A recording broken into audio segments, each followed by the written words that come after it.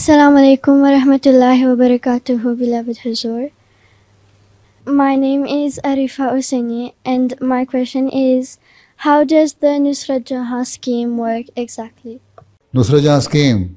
You see, when Khalifatul Masih Salis, the third Khalifa, was on his visit to the African countries,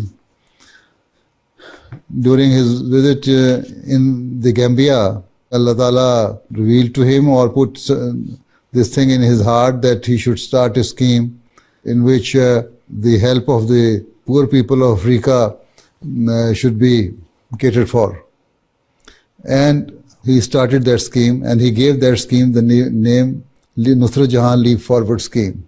So that scheme is to help the poor people of Africa in their education and to help the poor people of Africa with regards to their health problems.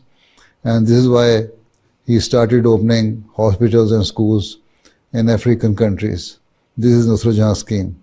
And if you become teacher or doctor, you can be sent to any of the African countries. Even Mauritius is also among African countries.